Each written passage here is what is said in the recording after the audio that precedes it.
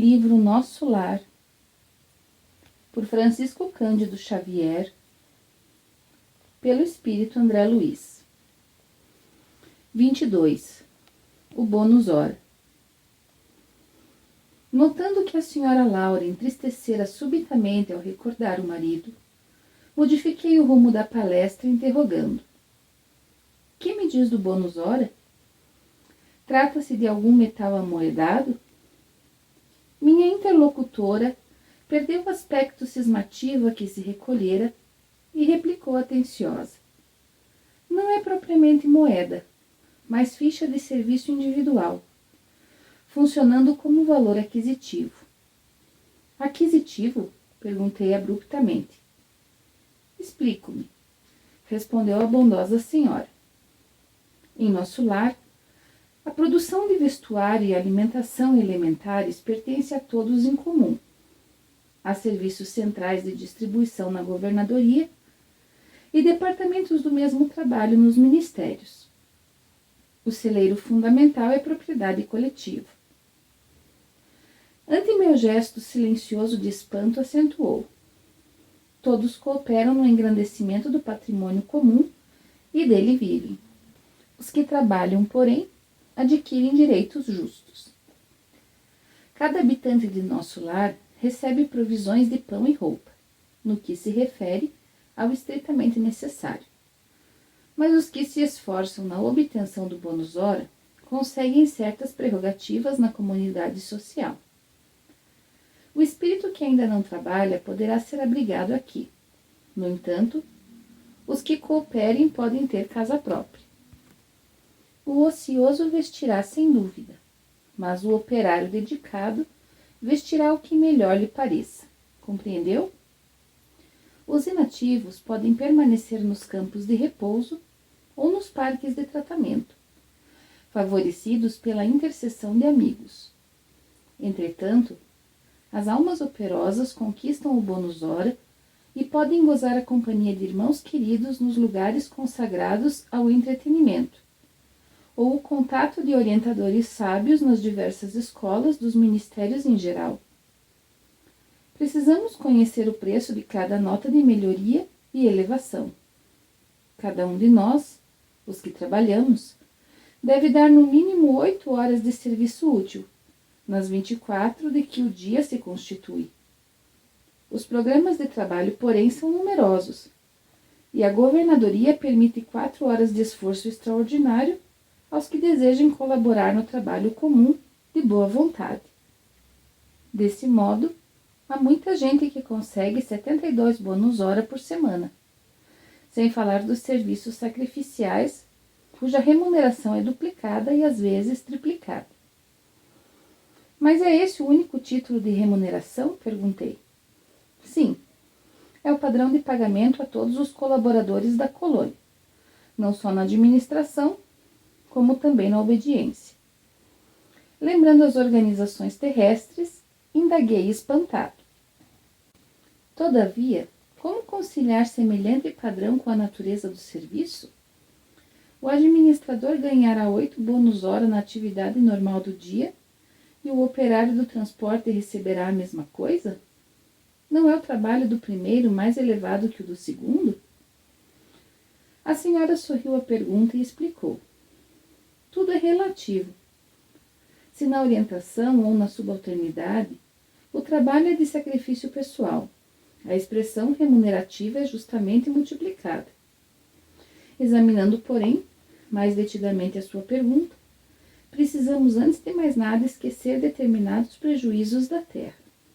A natureza do serviço é problema dos mais importantes.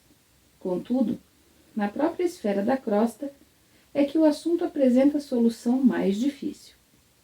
A maioria dos homens encarnados está simplesmente ensaiando o espírito de serviço e aprendendo a trabalhar nos diversos setores da vida humana.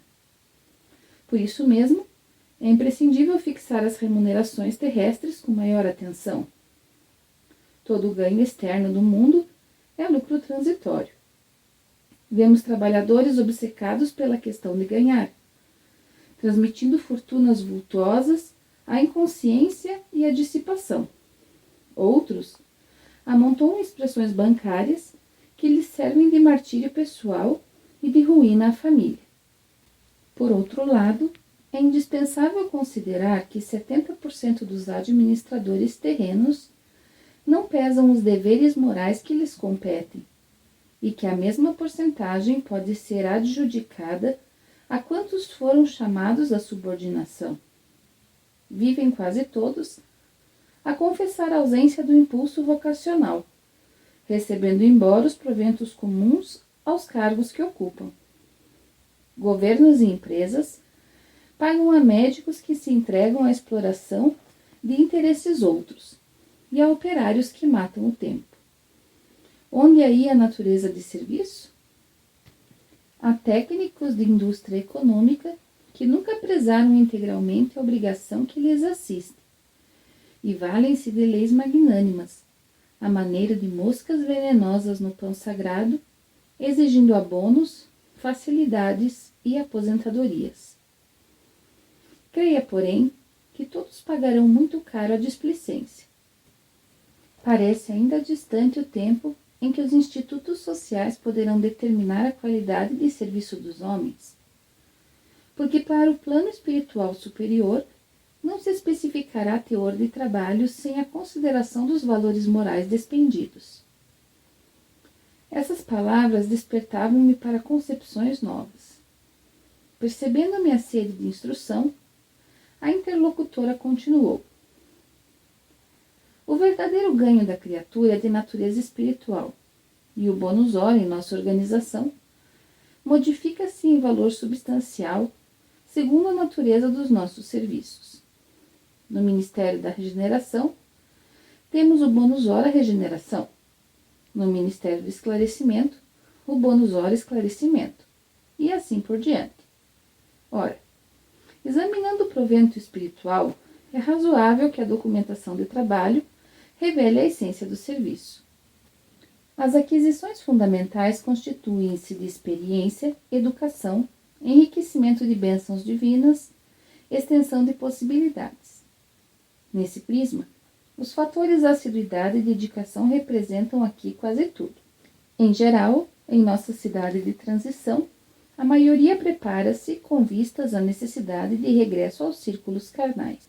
Examinando esse princípio, é natural que o homem que empregou 5.000 horas em serviços regeneradores tenha efetuado esforço sublime em benefício de si mesmo. O que despendeu 6.000 horas de atividade no Ministério do Esclarecimento estará mais sábio. Poderemos gastar os bônus hora conquistados. Entretanto, é mais valioso ainda o registro individual da contagem de tempo de serviço útil, que nos confere direito a preciosos títulos. Semelhantes instruções interessavam-me profundamente. Poderemos, porém, gastar nossos bônus hora a favor dos amigos? Indaguei curioso. Perfeitamente, disse ela. Poderemos repartir as bênçãos de nosso esforço com quem nos aprouver. Isso é direito inalienável do trabalhador fiel. Contam-se por milhares as pessoas favorecidas em nosso lar, pela movimentação da amizade e do estímulo fraternal. A essa altura, a genitora de Lísia sorriu e observou. Quanto maior a contagem do nosso tempo de trabalho, maiores intercessões podemos fazer. Compreendemos aqui que nada existe sem preço e que para receber é indispensável dar alguma coisa. Pedir, portanto, é ocorrência muito significativa na existência de cada um. Somente poderão rogar providências e dispensar obséquios os portadores de títulos adequados. Entendeu? E o problema da herança? Inquiri de repente. Não temos aqui demasiadas complicações, respondeu a senhora Laura sorrindo. Vejamos, por exemplo, o meu caso.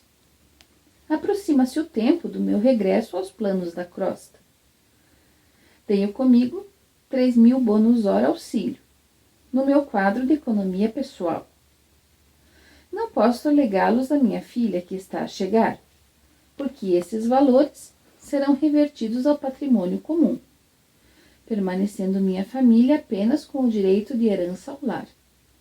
Entretanto, minha ficha de serviço autoriza-me a interceder por ela e preparar-lhe aqui trabalho e concurso amigo, assegurando-me igualmente o valioso auxílio das organizações de nossa colônia espiritual durante minha permanência nos círculos carnais. Nesse cômputo, deixo de referir-me ao lucro maravilhoso que adquiri no capítulo da experiência, nos anos de cooperação no Ministério do Auxílio. Volto à Terra, investida de valores mais altos e demonstrando qualidades mais nobres de preparação ao êxito desejado. Ia prorromper em exclamações admirativas, referentes ao processo simples de ganhar, aproveitar, cooperar e servir, confrontando aquelas soluções com os princípios imperantes no planeta. Mas um brando burburinho aproximou-se da casa. Antes que pudesse emitir qualquer observação, a senhora Laura murmurou satisfeita: "Nossos queridos estão de volta", e levantou-se para atender.